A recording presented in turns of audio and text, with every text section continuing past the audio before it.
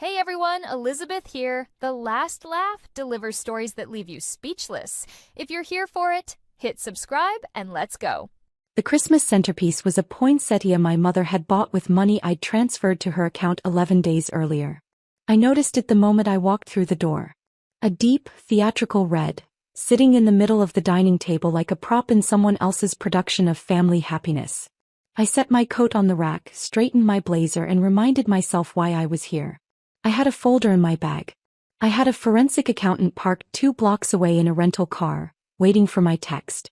I had 7 years of documentation, organized by category, paginated and reviewed by 2 attorneys. I had not come for Christmas dinner. I had come for the last one. My name is Priya Mehta. I am 34 years old.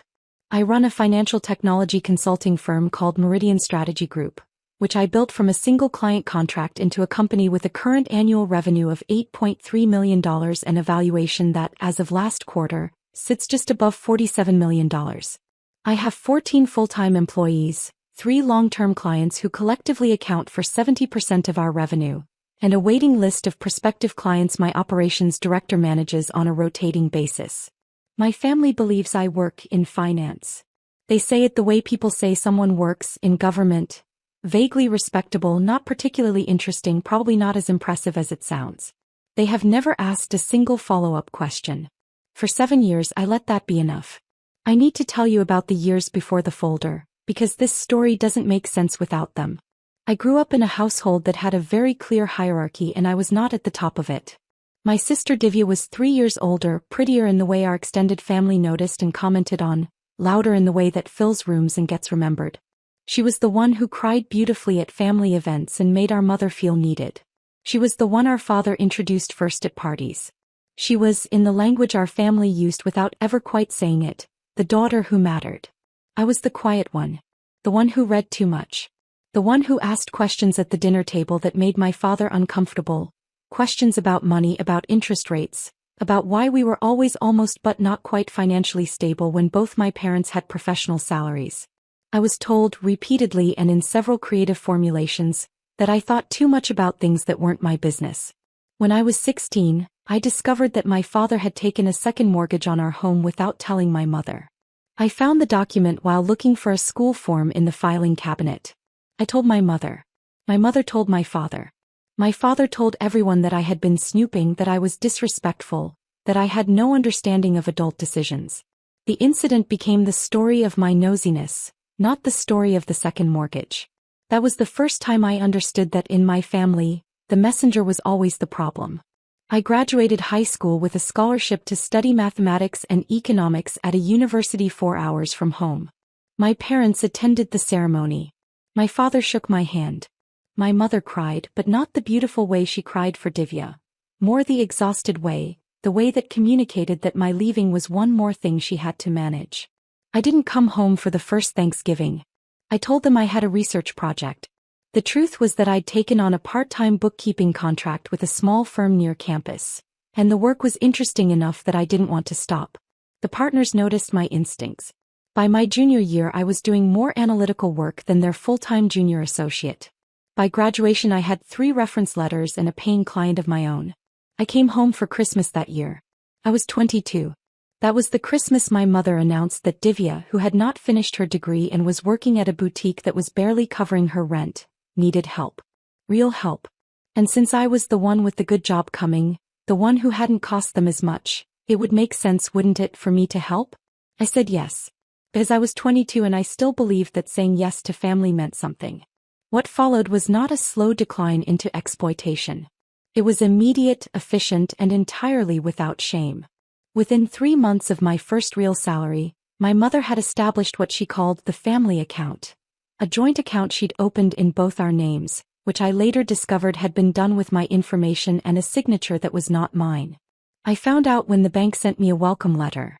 When I called to ask about it, my mother explained calmly that it was for emergencies, that the family needed a safety net, that I understood responsibility better than Divya did, which was a compliment, she said. Didn't I see that? I saw it. I just didn't understand yet what I was looking at. Over the following 7 years, the money flowed in one direction with the consistency of a utility payment. I paid my parents' mortgage, $2,400 per month, for 61 consecutive months after my father's construction business lost its largest contract. I paid for Divya's wedding, $43,000, categorized in my records as a family contribution gift, because that's what my mother called it when she asked. I covered my parents' car loans when my father's credit score made refinancing impossible. I paid for my nephew's private school tuition for 2 years, $22,000 annually, because Divya said it would be just for now, just until things stabilized. Things never stabilized. In parallel, and this is the part that took me longer to fully understand, they were helping themselves to slightly more than I knew about. 4 credit cards had been opened in my name without my knowledge. I discovered this when I applied for a commercial real estate loan for my company's first dedicated office space, and the underwriter flagged my credit report. The cards carried a combined balance of $87,400. A personal loan for $38,000, secured with my social security number, had been used to fund Divya's second boutique location, which failed within 8 months. My father had listed me as a co-borrower on a business line of credit I'd never signed for, because my credit score, pristine until that point, qualified for terms his did not. I sat in my car outside the bank for 40 minutes after the underwriter showed me the report. I did not cry. I have a complicated relationship with crying in the context of my family. Somewhere in my 20s I'd learned that tears for me felt like giving them something. Instead I called my attorney Melissa Park, who I'd been working with for the business, and told her what I'd found. "All of it?" she asked. "Everything I know so far," I said. "I think there's more." There was more. It took Melissa and the forensic accounting firm she retained, a quiet, precise man named Gerald Walsh, 4 months to reconstruct the full picture. The total, when Gerald presented it to me in a conference room with printed spreadsheets and a glass of water he kept forgetting to drink, was $412,000 in documented transfers I had knowingly made, and $163,000 in fraudulent accounts and loans I had not. I looked at the number for a long time. "What would you like to do?" Melissa asked. I thought about the poinsettia my mother would buy for Christmas. I thought about the dining room table. I thought about 7 years of being the selfish one, the one who didn't sacrifice, the one who had never once, not once, contributed anything to this family. "I'm going to let them say it one more time," I said. "And then I'm going to respond." Between that meeting and Christmas, I built what Melissa called the presentation and what I thought of privately as the accounting. Gerald organized the documentation into 3 categories. The first was what I had given knowingly. Every wire transfer, every payment made directly to creditors on my family's behalf, every tuition check, every contribution to Divya's wedding fund. These were organized chronologically with bank confirmation numbers and recipient details. The second category was what had been taken without my knowledge. The credit cards, the loan, the co-borrower arrangement. Gerald had obtained my full credit history and annotated every fraudulent entry with the account number, the opening date, and the amount drawn. He had also pulled the application records for 2 of the cards, which contained what he carefully described as handwriting inconsistencies on the signature lines. The third category was a single-page summary. Total documented outflow, $412,000. Total fraudulent liability in my name, $163,000. Combined financial impact, $575,000 across 7 years. I read it several times. Each time I reached the bottom number, I felt something I can only describe as clarification. Not anger, not sadness, but the particular feeling of finally seeing a thing clearly that you've been looking at sideways for years. My company, meanwhile, had its best quarter on record.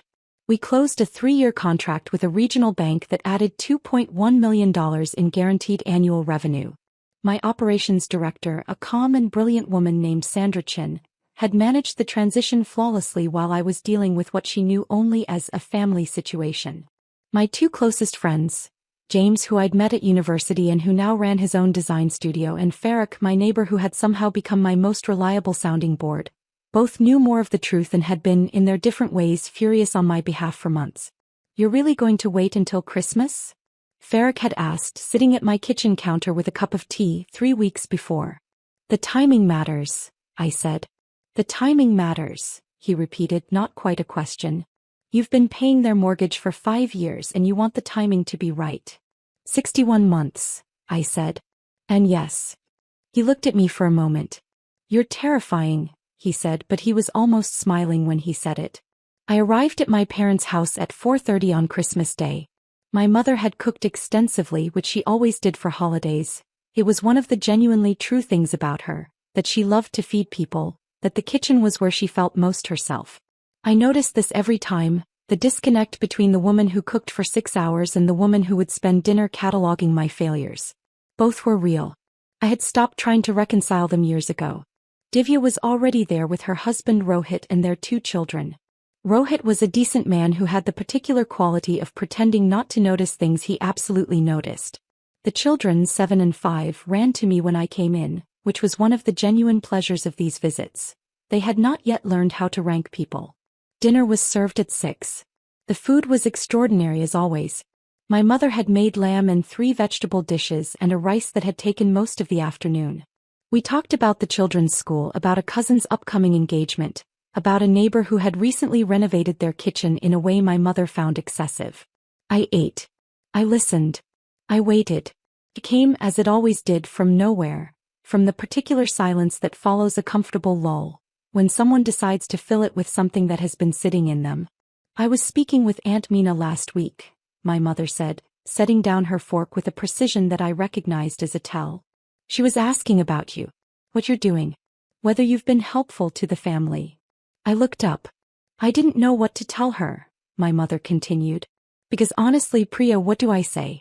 Your sister is here every week. She helps. She's present." She gestured toward Divya, who was looking at her plate. "You've never once contributed anything real to this family. You come for holidays, you bring a bottle of wine, and you go back to your apartment and your life." My father nodded. "Selfish. Always have been." Rohit set down his fork. The children continued eating, oblivious. Divya said nothing, which was its own answer. "Everything we gave you," my mother said, voice rising slightly, "and you just take. That's always been you. You take and you never give back." I let the sentence finish. I let the room hold it for a moment. The accusation, the nodding, the particular silence of a family that has decided something is true and repeated it enough times that it has become furniture. Then I reached into my bag. I placed the folder on the table. Not dramatically. Quietly, the way you set down something you've been carrying for a long time. "Gerald," I said. The dining room door opened.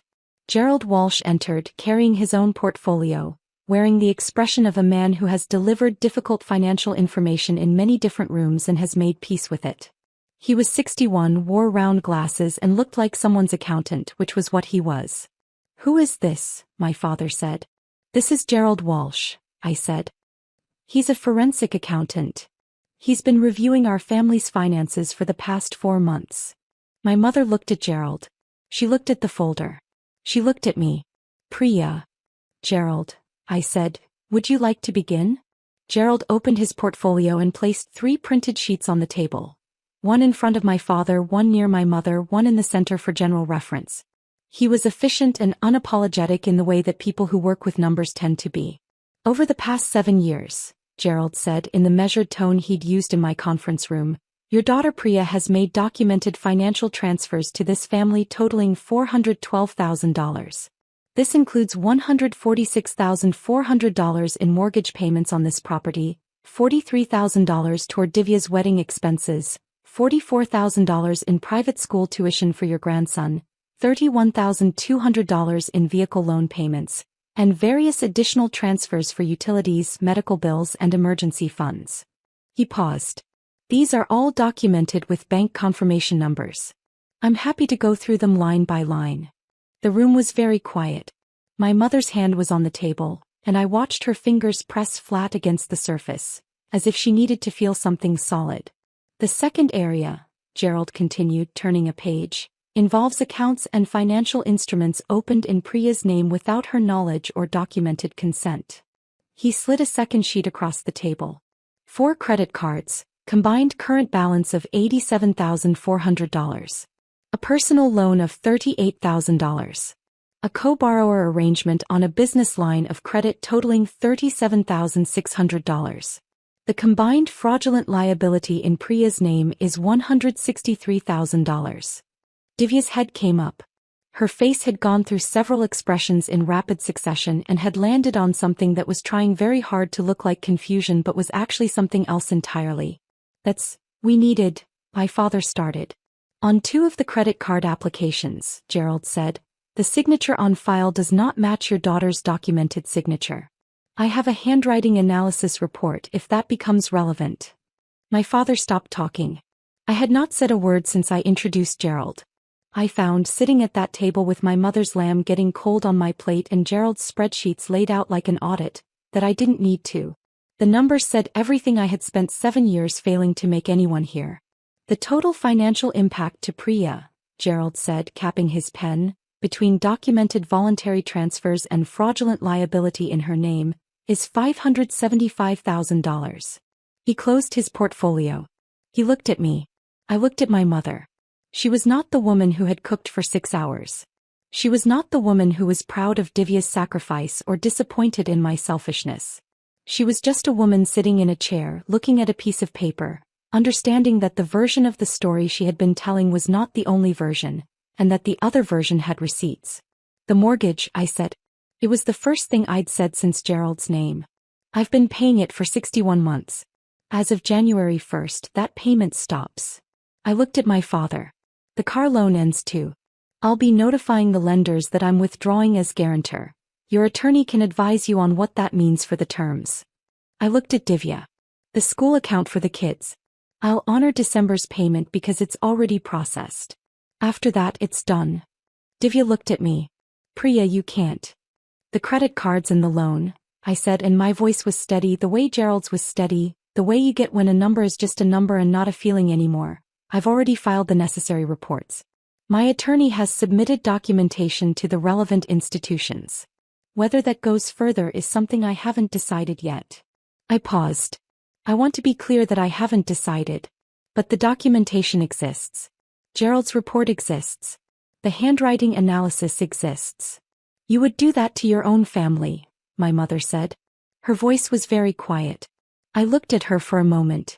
At the woman who had called me selfish at a Christmas table surrounded by food I had, in some traceable documented sense, helped pay for.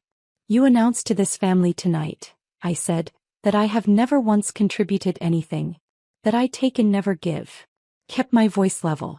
I wanted you to know what contributing has looked like from where I've been sitting. I stood up. I straightened my blazer.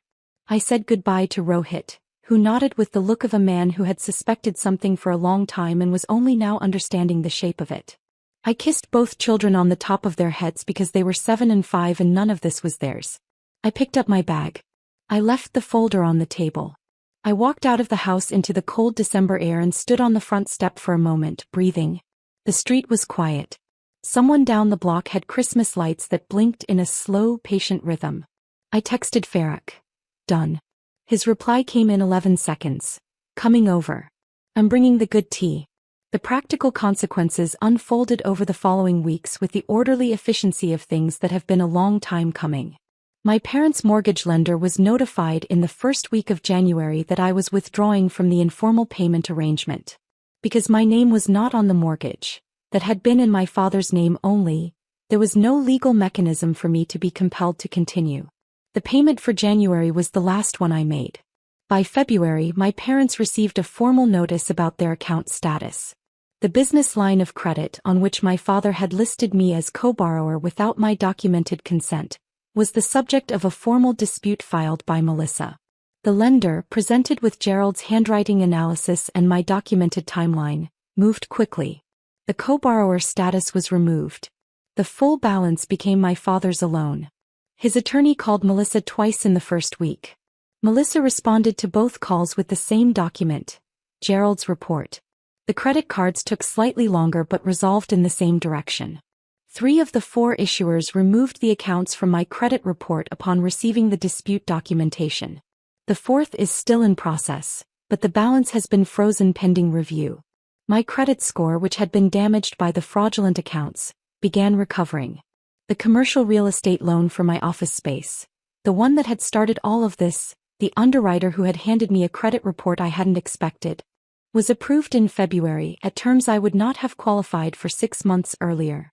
Sandra, my operations director, Found me standing in the empty new office space on the day we got the keys. It smelled like fresh paint and possibility. "You okay?" she asked. "I think so," I said. She nodded. She was not someone who needed everything explained, which was one of the reasons I'd hired her. "The Seattle contract," she said, businesslike. "They want a meeting in March. I think we can close it." "Book it," I said. We stood in the empty office for a moment, the winter light coming through windows that looked out over the city. Divya called me 6 weeks after Christmas. It was a Sunday early and I almost didn't answer. I answered because I thought about her children. The 7-year-old who ran to me at the door, the 5-year-old who had sat next to me at the table and eaten his dinner quietly while the adults performed their ritual around him. "I didn't know about the credit cards," she said without preamble. She sounded exhausted in a way that didn't invite argument. "I want you to know that. The cards, the loan, I didn't know."